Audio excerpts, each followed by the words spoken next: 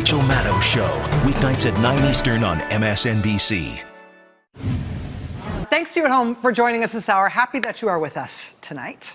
Hurricane Florence was upgraded to a Category 3 hurricane early today, and then within an hour, it was upgraded from a Category 3 to a Category 4 storm. This is a big one, and it really does look like it is aimed right at the American East Coast. The governor of South Carolina, Henry McMaster, has already ordered the evacuation of about 1 million people.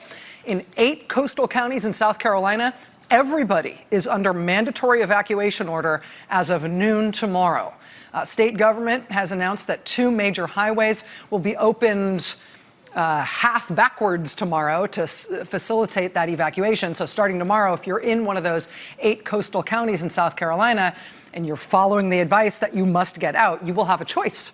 You can get on a highway and take the road heading away from the coast as you usually do, or you can drive on the other side of that highway too, if you want. The side of the road that is usually oncoming traffic will be turned around so that all traffic, all lanes, both sides of the median will run one direction only, out of the way of the storm.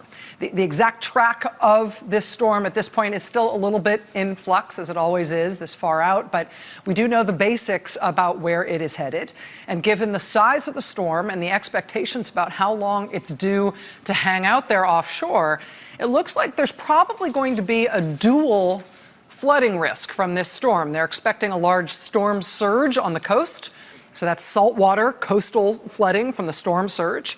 They're also potentially damaging waves, right? But then inland, away from the sea, the storm is expected to bring so much rain that there will also be freshwater flooding almost anywhere the storm lingers. And that means overflowing rivers and lakes and ponds, but also just water in the street, right? So again, 1 million people under mandatory evacuation orders already. This does look like a big one of potentially national consequences. So expect that storm as it continues churning toward the Carolina coast. Expect this to be dominating news, and rightly so, all week long this week. Today in Washington, Republicans tried to set this Thursday, as the day for the Judiciary Committee to vote on the confirmation of Brett Kavanaugh to the U.S. Supreme Court. First of all, that day, Thursday, is likely to be Hurricane Day.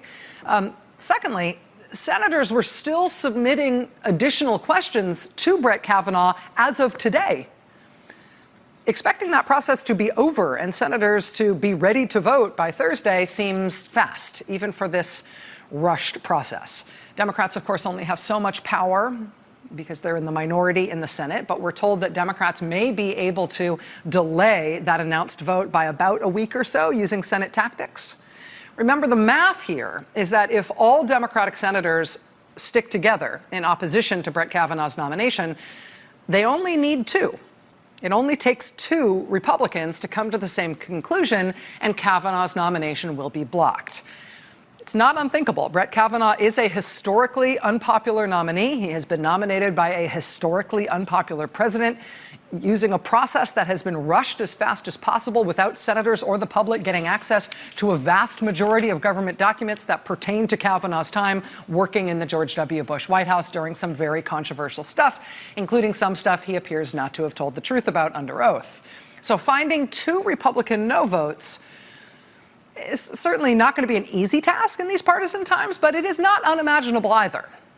And now, one Republican senator who is seen as a possible no vote on Brett Kavanaugh, she's telling her hometown paper that she may have a, quote, major problem with Kavanaugh as a nominee. So we've got much more on that story ahead tonight. You will want to hear that news. There was also an interesting and somewhat dramatic court proceeding today in Washington, where accused Russian agent Maria Butina has been charged by federal prosecutors with essentially infiltrating the NRA and other aspects of the American conservative movement to influence the U.S. election as a secret agent of the Russian government.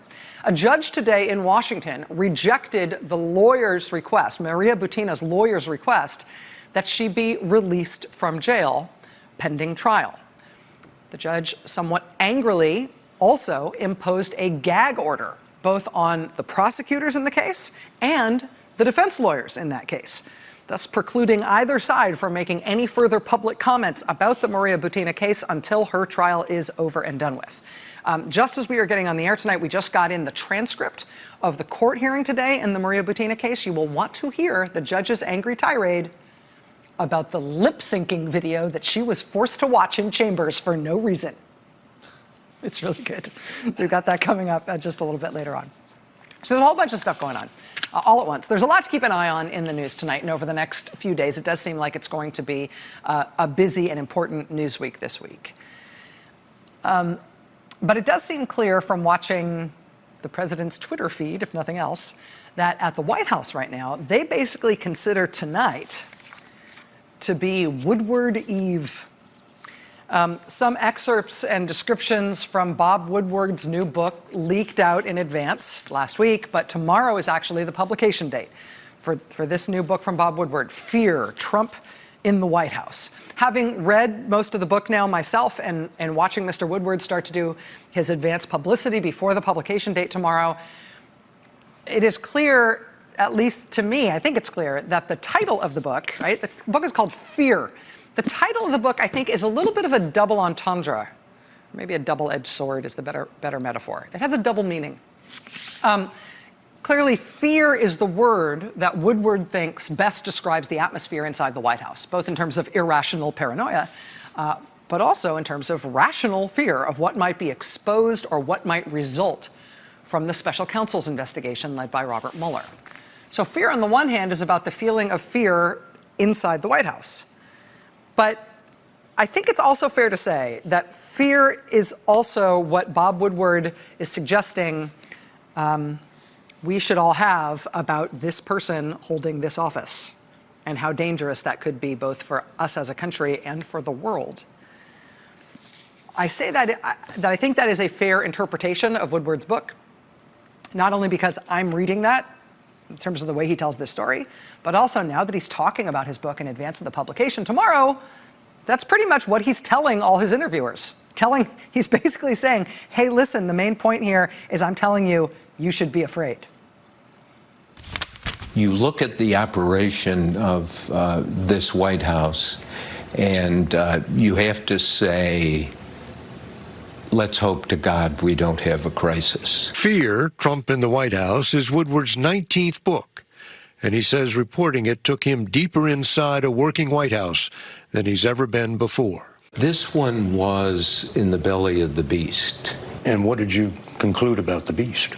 That people better wake up to what's going on. Well, I've never seen an instance when the president is so detached from the reality of what's going on. People who work for him are worried that he will sign things or give orders that threaten the national security or the financial security of the country or the world. What I want to do is focus on, here's the problem.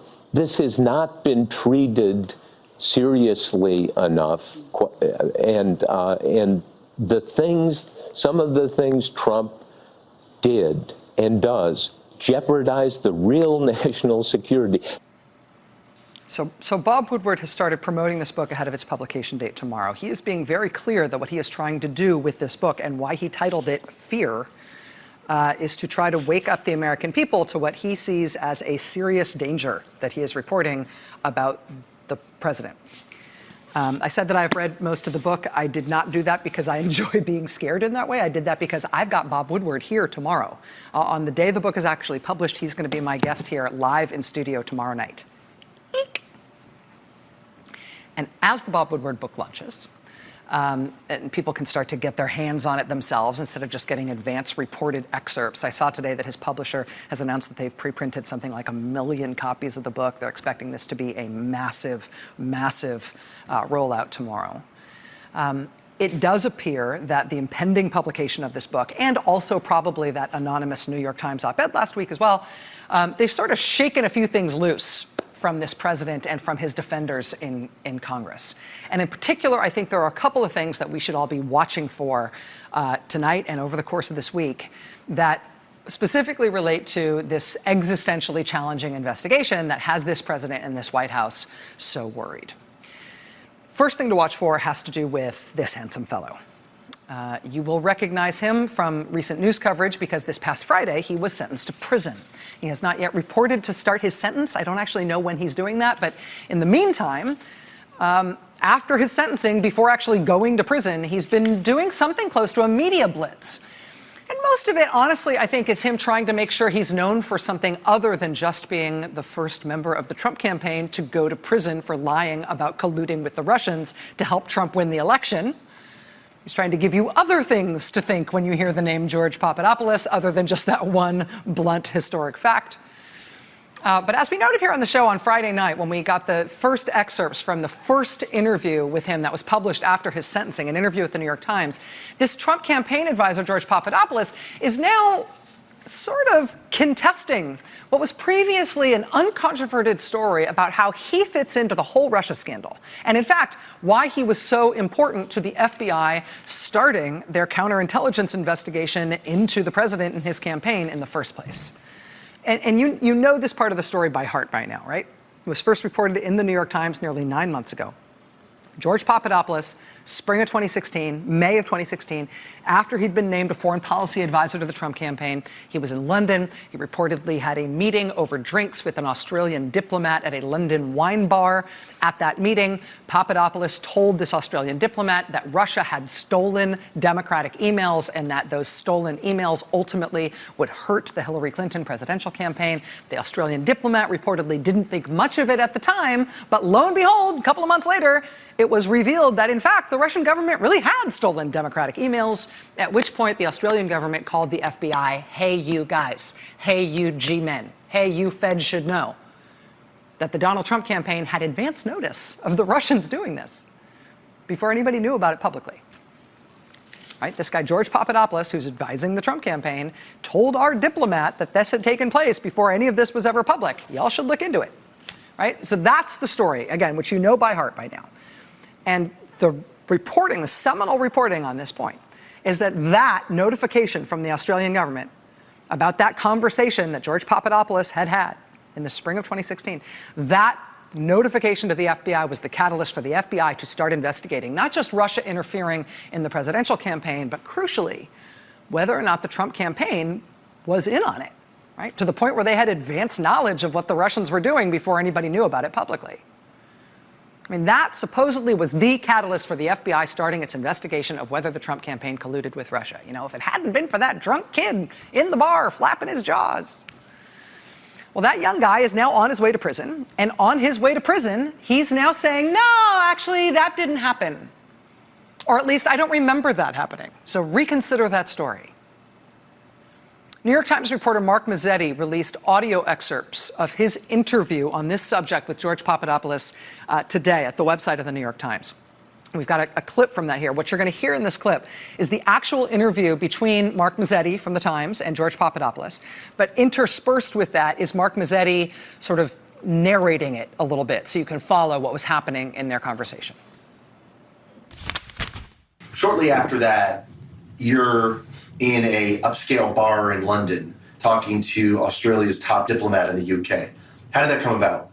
In May of 2016, so shortly afterwards, he was in a meeting, the top Australian diplomat in the UK, a man named Alexander Downer. This meeting was supposedly about the U.S.-Australia relationship, which of course I had no background in whatsoever. The Australian wanted to meet him, in part because, you know, at this point, the foreign diplomats were still trying to figure out who's on this Trump campaign, who are these advisors, who is George Papadopoulos. So they meet in a bar. What were you guys drinking? I think I had a gin and tonic. They start drinking gin and tonics. And so in the interviews, Downer has said that you brought up the Russian dirt on Hillary Clinton. We now know over the course of that meeting, Papadopoulos told Alexander Downer what Mifsud had told him, that the Russians had all this dirt, damaging information, emails of Hillary Clinton. But I don't remember talking about that with him at all. So you don't remember at any point in that meeting talking about Russia dirt Hillary Clinton? I don't remember that at all, actually. He says he does remember other aspects of that meeting, but doesn't remember the part where he told Downer about this information. It was quite shocking when I read it, actually, in the New York Times for the first time. Our own reporting first revealed this, that Downer's information made its way to Australia, and then eventually to the Australian embassy in Washington, and eventually to the FBI. And that was the reason why the FBI launched its investigation into possible connections between the Trump campaign and Russia.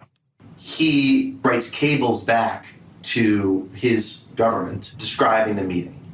And in the cables, he gives specific information that you guys discussed, not only that the Russians have dirt on Hillary, but that Mifsud had actually offered help in coordinating the release of the emails. That this is what came up in the meeting, that you told him everything Mifsud had told you. And that it was not just, hey, we've got some emails, it's, hey, let's work together to release the emails. Is that an inaccurate description? I have no recollection of talking about that at all. I have no recollection of talking about that at all. It's a little weird, right? He's not saying, no, that didn't happen. Dude, I was there. I'd remember. It was just one gin and tonic. He's not saying didn't happen. He's just saying he can't remember that happening. Did he previously remember that happening, but he's since forgotten what he used to remember? Did he never remember what happened that night at all? Does he remember that night and know that that didn't happen, but for some reason he's saying he doesn't remember it instead of just denying that it happened? We knew this was coming because the New York Times reported on Friday that Papadopoulos was not denying this whole story, but at least forgetting this whole part of the story. Now, as of tonight, we can hear him doing so. And he is also, tonight, continuing with this line of argument, or at least this weird dodge. Online tonight, he said sarcastically, quote, I supposedly told that individual, meaning Alexander Downer, about emails. Quote, something I have no recollection ever discussing. Honestly, I can't make heads or tails of George Papadopoulos. Literally, if I was strong enough to pick him up and flip him over in the air, I don't know if he would land head up or head down. I have no idea. He's on his way to prison, and now, we don't necessarily understand why, but now on his way to prison, he is trying to change the public perception of how the FBI started investigating whether the Trump campaign was colluding with Russia. We do not yet know why he is doing that. And he's doing it with this weird I don't recall thing. We don't know why he's doing it. But here's a hunch as to how we are going to find out why he is doing this. And this is the other thing I said to watch for today and in coming days. Axios.com is reporting today that as early as this week, the president is going to order the declassification of more documents about the start of the FBI's Russia investigation. Quote, President Trump is expected to declassify as early as this week documents covering the U.S. government's surveillance of Trump campaign advisor Carter Page and the investigative activities of senior Justice Department lawyer Bruce Orr. Carter Page, you remember him? We now know he was the subject of court-ordered surveillance after he left his role as an advisor to the Trump campaign. And Carter Page really is someone who was caught up in a Russian spy ring. Court records from a federal prosecution several years ago reveal his enthusiastic engagement with three dudes who were literally charged as Russian spies operating out of New York City. Two of them got away back to Moscow. One of them got caught and went to prison for being a Russian spy. And in his case, Carter Page had a starring role as a targeted asset for that Russian spying ring in that criminal case. That's why it has always been a little hard to understand why Republicans in the White House have tried to make Carter Page their poster child for how wrong-headed it is for anybody to suspect that the Trump campaign might have any ties to Russia. Dude, anybody who hired Carter Page has ties. This guy really was caught up in a Russian spy ring. He inexplicably ended up with a job on the Trump campaign he appeared completely unqualified for. And then he kept taking trips to Russia and meeting with Russian officials thereafter. He is not the world's greatest argument for why it's crazy anybody would suspect any Trump campaign involvement in a Russian government effort to elect Donald Trump president. But the application for those surveillance orders against them, when it came to Carter Page, those applications did require the government, the FBI, to spell out the basis of their ongoing investigation. And so Republicans in the Trump White House apparently want to declassify and release that information that was used to get the surveillance warrant against him because they want to, I think, sort of further cloud the issue of why the FBI started investigating the Trump campaign and Russia in the first place. What was the basis for opening that investigation? And now this reporting at Axios suggests that we should expect the president to order the declassification of those documents soon. And the other thing that Trump is apparently going to declassify soon is documentation of the, quote, investigative activities of senior Justice Department lawyer Bruce Ohr. And if Carter Page being a good guy when it comes to the Russia scandal is a weird peg to try to hang your hat on, Bruce Ohr being a bad guy when it comes to the Russia scandal is an even weirder peg to try to hang your proverbial hat on. Bruce Ohr, you see him there drinking coffee on the right. He was one of the top experts on Russian organized crime at the U.S. Department of Justice. He's the head of the organized crime and racketeering section for the whole DOJ. His specialty was international organized crime. One of the things he pulled off in that role in the Justice Department was bringing a U.S.-based criminal indictment against the godfather of all godfathers, the head of the Russian mob.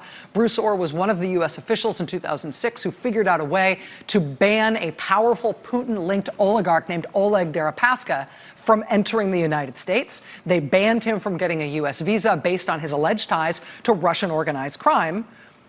And according to the New York Times, based on fears that Deripaska might be coming to the U.S. specifically to launder Russian mob money into U.S. real estate. That was 2006. That's when they blocked him from coming to the U.S. 2006, around the time that Oleg Deripaska was doing lots of business with Trump campaign chair Paul Manafort overseas, was right around the time the AP reports that Paul Manafort entered into a $10 million a year contract with Oleg Deripaska to promote the interests of Russian President Vladimir Putin and his government. Well, we have since learned from further New York Times reporting that almost a decade later, almost a decade after Bruce Ohr, as the senior Justice Department official working on Russian organized crime, nearly a decade after he participated in this U.S. effort to ban Oleg Deripaska from being allowed to come to the United States by denying him a visa.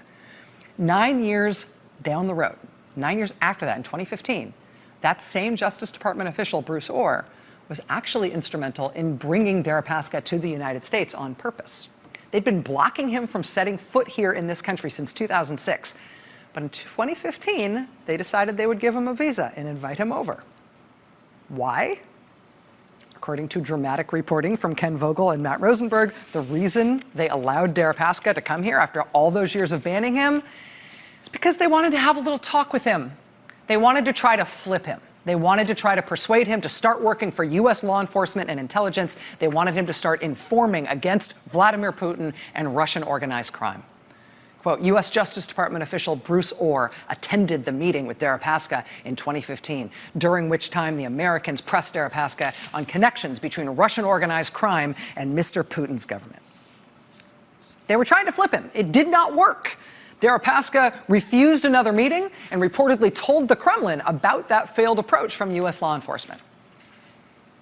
That was in 2015. They apparently went back at him again in 2016, trying again, and again, he gave them the hand. But now this president and his Republican supporters in Congress are apparently poised to try to destroy that Justice Department official by name. We are told to expect a leak of classified information or the declassification of information related to Bruce Ohr's work. And they will presumably use that declassified information selectively to try to make him look terrible somehow. All indications are that they will try to use Bruce Ohr and whatever they're about to declassify about him as a means of calling into question the origins of the FBI's Russia investigation. This top justice official, who's an expert on Russian organized crime, who has been pushing mob-linked, Putin-linked Russian oligarchs and all these uncomfortable questions about Putin and organized crime and the Russian government.